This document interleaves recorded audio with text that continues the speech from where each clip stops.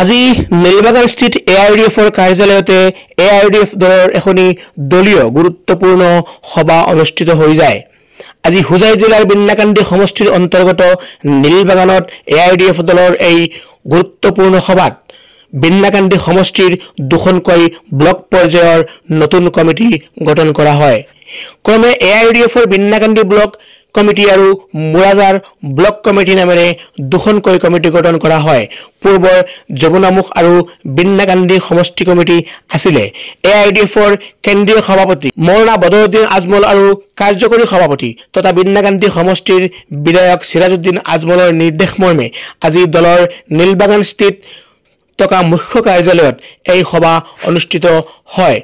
নতুনকৈ কমিটি গঠন প্ৰক্ৰিয়াত ৰিটাৰ্নিং বিষয়া হিচাপে জিলাৰ সাধাৰণ সম্পাদক আব্দুল হাই মীৰ আৰু পৰ্যবেক্ষক হিচাপে বাহাৰুদ্দিন আৰু কৃষ্ণকান্ত দত্ত উপস্থিত থাকি ৩১জনীয়া বিষয়ববীয়া বাছনি কৰি নতুনকৈ দুখনকৈ কমিটি গঠন কৰে। দুয়োখন কমিটিৰ মুখ্য উপদেষ্টা হিচাপে বিন্নাকান্দি সমষ্টিৰ বিধায়ক আলহাজ সিৰাজউদ্দিন আজমল ডাঙৰীয়া লৈ দুয়োখন কমিটি সুন্দৰকৈ গঠন কৰা হয়। AIDFৰ বিন্নাকান্দি ব্লক কমিটিৰ সভাপতি হিচাপে সাইফুল ইছলাম আৰু সাধাৰণ সম্পাদক জমিৰ উদ্দিনক সৰ্বসন্মতিক্ৰমে নিৰ্বাচিত কৰা হয়।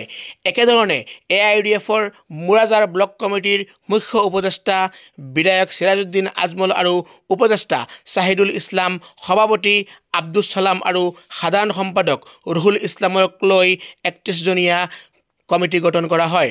দুয়োখন কমিটিৰ বিষয়ববীয়াসকলে আগন্তুক দিনত দলৰ সপক্ষে শক্তিশালী ৰূপত থিয় হৈ ৰাইজৰ সৈতে মিলিজুলি দলীয় কাম কাজ আগবঢ়াই লৈ যাব বুলি মন্তব্য কৰে। সভাত দলৰ কেন্দ্ৰীয় সম্পাদক তথা বিধায়কৰ ৰাজনৈতিক সচিব আকবৰ আলী ডাঙৰীয়াসহ বহুত গণ্যমান্য ব্যক্তিসকল উপস্থিত থাকে। চাওক এই বিষয়ত আমাৰ এক প্ৰতিবেদন।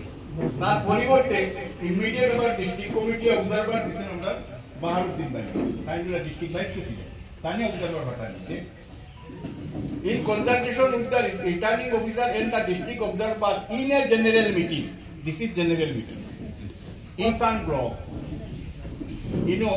Duyo block or general meeting. Kya lakba ego? Binnakandi block or labi general meeting, and Muradar block or labi general meeting.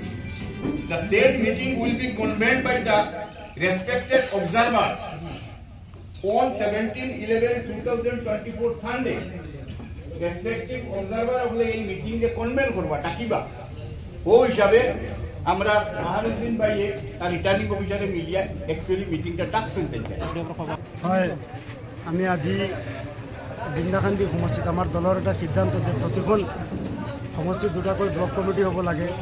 সেই হিচাপে আমি হুজাই জিলাত এটা ডিভিজন ব্লক কমিটি, হুজাই সমষ্টিত এটা দলপুখুৰী block committee, Udali block committee আৰু কমিটি লামডিং দুটা ব্লক কমিটি, হুজাই দুটা ব্লক কমিটি আৰু বিন্নাকান্দিত আমি দুটা ব্লক কমিটি গঠন কৰিছোঁ। আজিৰ এই বিন্নাকান্দি ব্লক কমিটি আপোনালোকে ইতিমধ্যে দেখা পাইছে, যথেষ্ট কৰ্মীৰ উপস্থিতি হৈছে আৰু আমি দুয়োখন ব্লক কমিটি বৰ সুন্দৰকৈ ধুনীয়াকৈ বনাইছোঁ।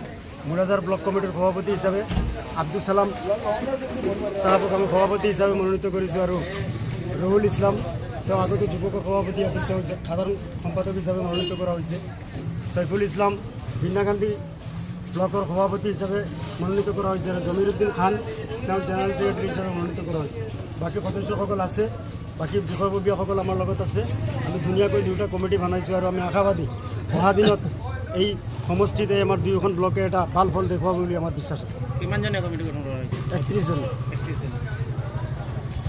চিফ এডভাইজাৰ হিচাপে আমাৰ সন্মানিত বিধায়ক আলহাজ সিৰাজউদ্দিন আজমল ছাৰ। মই এজন সাধাৰণ মানুহক মই নিশ্চয় এইটো দলত মানে কেইদিনমান আগতে আহিছে, এমাহমান আগতে, কিন্তু দলে যিটো বিশ্বাস কৰি আমাক যি দায়িত্ব দিছে, আমি দলৰ সকলো কেন্দ্ৰীয় সমিতিৰ পৰা সকলো কৰ্মীলৈ আমি আন্তৰিক ধন্যবাদ জনালোঁ আৰু মই মোৰ দায়িত্ব নিষ্ঠাৰে পালন কৰিম। আশা ৰাখিছোঁ সকলোকে সহায় সহযোগিতাত কাম কৰিম।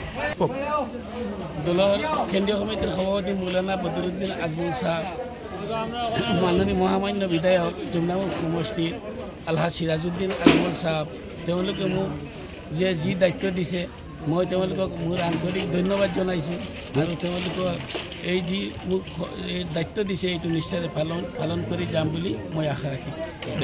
আমাক হাইকমাণ্ডে যিটো দায়িত্ব দিছে এইটো আমি নিষ্ঠাৰে পালন কৰি যাম আৰু আশা কৰিছোঁ আমি যিমান আমাৰ ইয়াৰ নিষ্ঠাৱান কৰ্মী আছে তেখেতসকলে আমাক দায়িত্ব দিছে আমি দায়িত্বটো ভালদৰে পালন কৰি যাম বুলি আমি আশা ৰাখিছোঁ।